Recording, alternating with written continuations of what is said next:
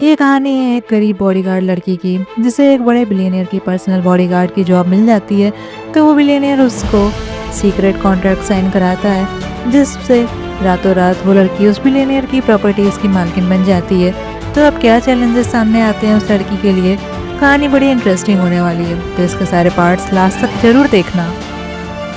Scene में दिखाते हैं हमारी फीमेल लीड किम योंग रान को, जो एक छोटे से गांव के एक छोटे से किड्स स्कूल में मिस बुसेमी नाम की टीचर बनने के लिए इंटरव्यू देती है।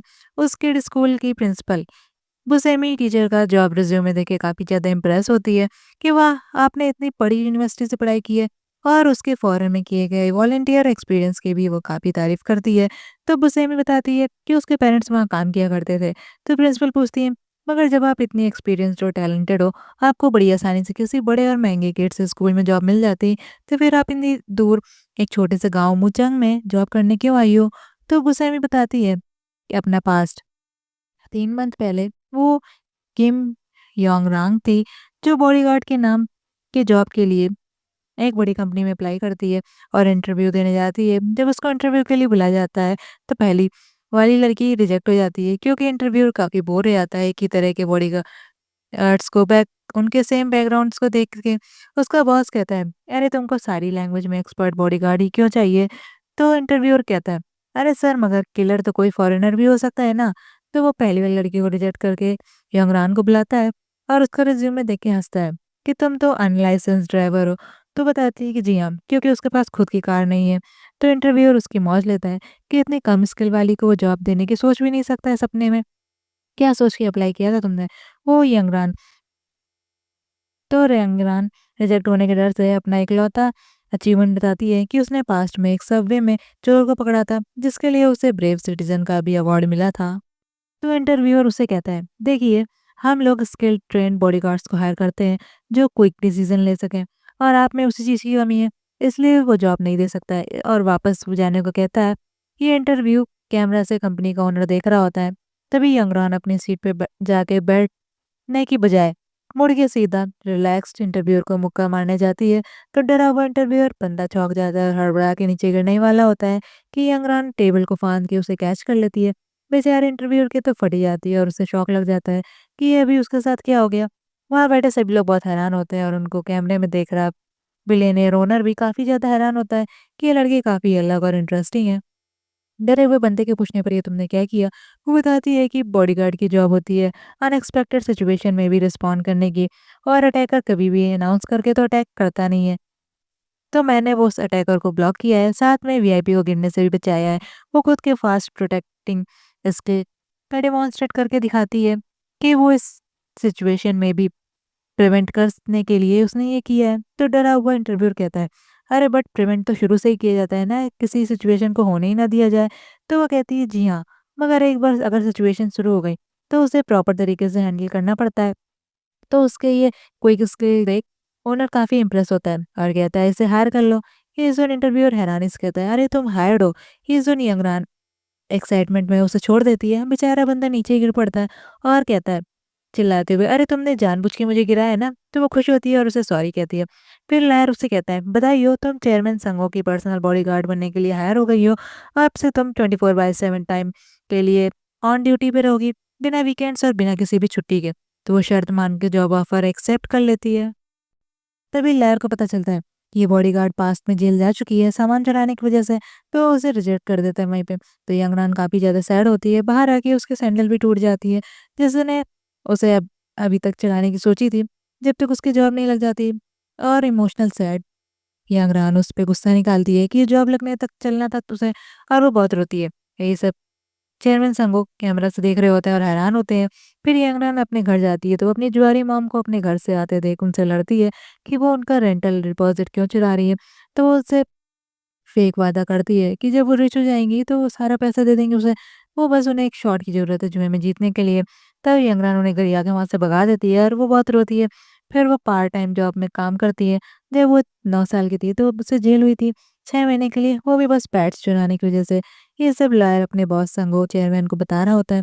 तो बहुत हैरान होते हैं कि इतनी छोटी सी चीज़ चुराने के लिए उसे 6 महीने की इतनी लंबी जेल की हवा खानी पड़ी। तो लॉयर बताता है, कि आपको नहीं पता, बाहर बिना पैसे और बिना सपोर्ट के ऐसी ही हालत होती है लोगों की। तब से उसका कोई क्रिमिनल रिकॉर्ड नहीं हुआ है और वो हार्ड वर्क करके अब लाइफ जीती आ रही है। तो वो और बताता है कि उस पे काफ़ी कर्जा भी है, 50 मिलियन का। उसकी जुआरी मॉम की वजह से, जो लोन लेके उसे बेटी पे डाल देती है चुकाने के लिए, क्योंकि वो बेटी के नाम पे ही लोन लिया करती है। ये सुन चेयरमैन बहुत ज़्यादा हैरान होते हैं और लार उन्हें कन्विंस करता है कि सर, आपको बॉडीगार्ड्स हायर करने है, कोई चैरिटी नहीं करनी है, तो ये सब मत सोचिए और उसे हायर करने के लिए भी मत सोचिए। और वो बताते हैं कि लोग हॉनेस्ट होने चाहिए और लोगों की एबिलिटी एक छोटे से रिज्यूमे में नहीं आ पाती है। तो वो उसे उस लड़की को हायर करने कहते हैं कि उन्हें बहुत सारी वीकनेस और डिस्परेशन वाले लोग ही पसंद हैं और वो लड़की एकदम फिट हो गई इस जॉब के लिए। ये सुन लहर बहुत ज़्यादा हैरान होता है। फैक्ट्री में काम कर रही यंगरान को कॉल आता है कि उसे कंपनी में एज ए बॉडीगार्ड की जॉब मिल गई है। ये सुन वो बहुत ज़्यादा खुश होती है और उसकी फ्रेंड भी बहुत खुश होती है उसके लिए।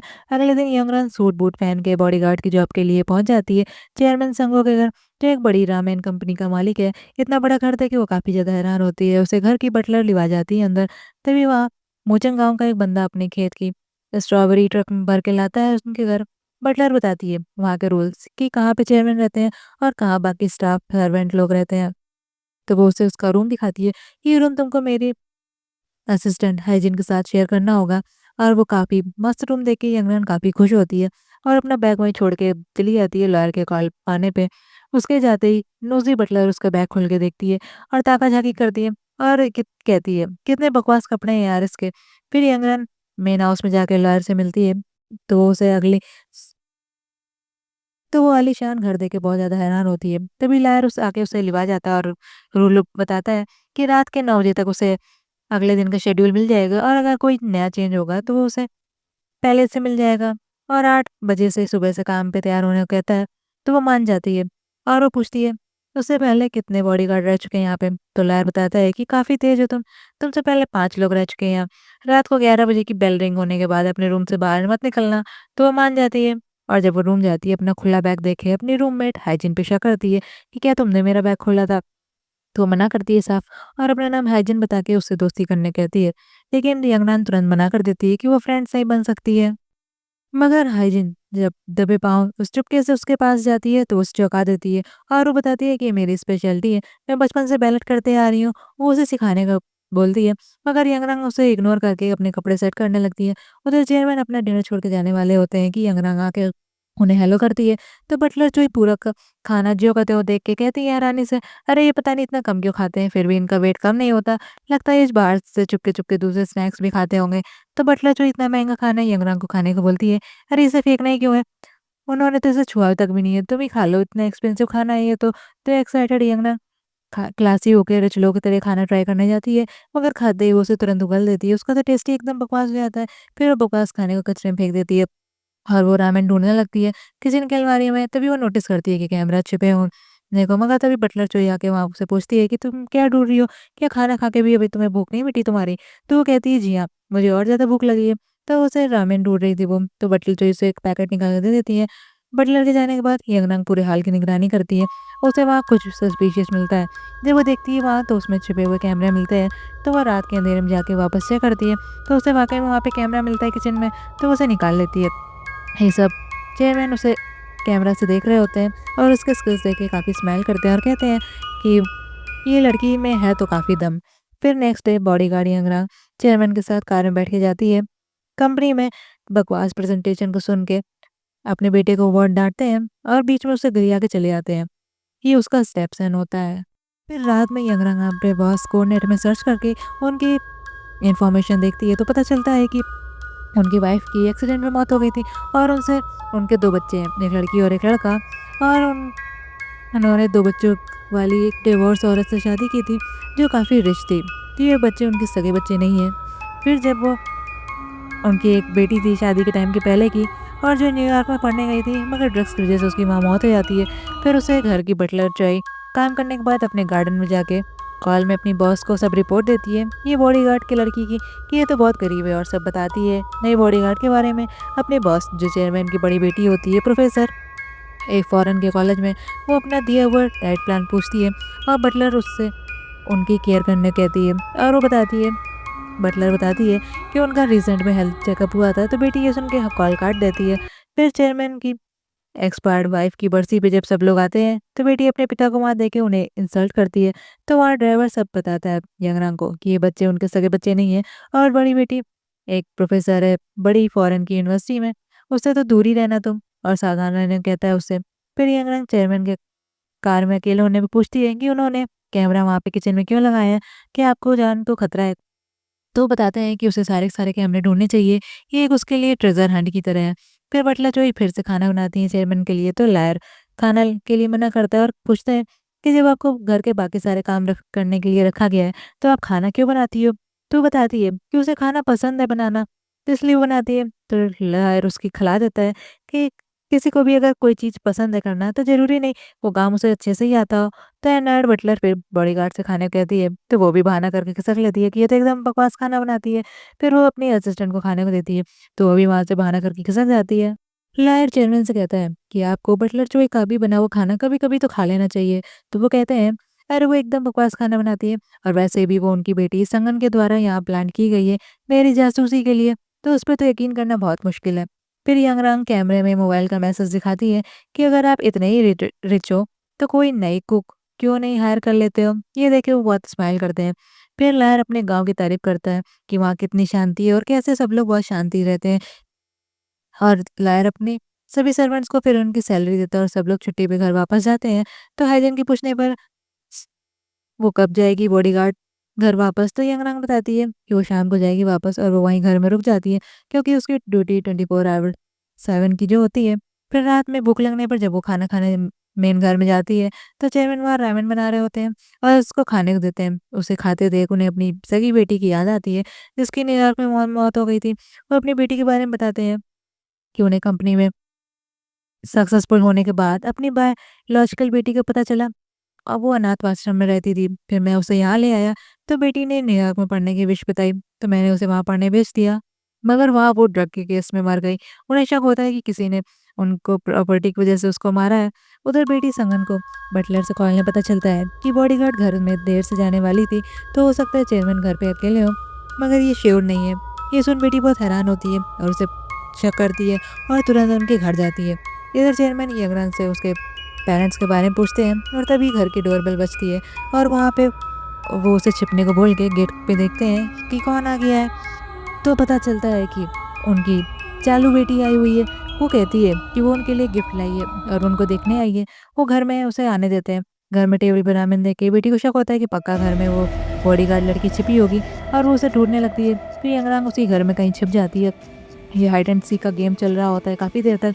छिपी हुई यंगरान अपने बचपन की बुरी मेमोरी को याद आती है उसे। जब वो डर से छिप जाती है तो बेटी बहुत ढूंढती है मगर उसे यंगरान कहीं नहीं मिलती है। तो उसके पिता उसकी ये हरकतें देख के घर से जाने को बोलते हैं, तो किसी आई बेटी चली जाती है। उसके जाते ही छिपी यंगरान को चैन की सांस आती है और वो बाहर निकल आती है। वो तो पास ट्रॉमा की वजह से रोने लगती है और हाँफने लगती है। चेयरमैन बेटी का लाया गिफ्ट कचरे में फेंक देते हैं। अगले दिन सुबह चेयरमैन उसे अपने ऑफिस में बुलाते हैं। जब वो जाती है बॉडीगार्ड तो एक सीक्रेट डोर खोलता है। हैरान यंगनांग जब वहाँ जाती है तो वो इतने सारे कैमरा स्क्रीन देख के बहुत हैरान होती है। उसे समझ आता है कि ये सब चेयरमैन खुद को प्रोटेक्ट करने के लिए पब्लिक कमरों और किचन में कैमरा लगा के स्पाई करते हैं। तो हैरान यंगनांग पूछती है कि क्या आपकी जान को खतरा है, क्या आपको कोई मारना चाहता है? तो वो उसे अपनी बेटी येरिम की फ़ोटो दिखा के बताते हैं कि उन्हें शक है कि उनकी बेटी की डेथ किसी के ऑर्डर पे हुई है और ये पक्का उन्हीं के घर के किसी ने किया है और वो उसे पकड़ना चाहते हैं रंगे हाथ। वो इंसान उनकी बेटी संगन होती है। ये उस टाइम न्यूयॉर्क में अपनी उनकी बेटी को मिली थी और उसी ने उसका मर्डर किया है और ड्रग के केस में फंसा दिया। ये बात उन्हें बाद में पता चली। ये सुन यंगरान हैरान होती है और वो बताते हैं कि ये बच्चे अपनी माँ की प्रॉपर्टी मुझसे लेना चाहते थे। फिर एक दिन येरेम नई हेयर आ गई तो वो उन्होंने उसे भी मार डाला। फिर वो बताते हैं कि वो बस 6 महीने तक जिंदा रहेंगे क्योंकि उन्हें बहुत जानलेवा बीमारी है और वो उन लोगों से रिवेंज लेना चाहते हैं मरने के पहले। तो येरेम सोचती है कि वो बस उन लोगों को उससे जान से मारने का कॉन्ट्रैक्ट देंगे क्योंकि ये उसने भी काफ़ी बार सुन रखा था कि रिच लोग बॉडीगार्ड्स लोग को मारने का कॉन्ट्रैक्ट भी देते हैं। तो वो तो यही एक्सपेक्ट कर रही होती है मगर होता उसकी एक्सपेक्टेशंस का उल्टा ही है। चेयरमैन उसे रिंग देके उसे शादी के लिए प्रपोज करते हैं। कहते हैं कि वो उससे शादी कर ले। ये सुनो बहुत ज़्यादा हैरान होती है। चलिए दोस्तों इसी के साथ ये पार्ट खत्म होता है। फिर मिलेंगे नेक्स्ट पार्ट में, तब तक के लिए बाय बाय।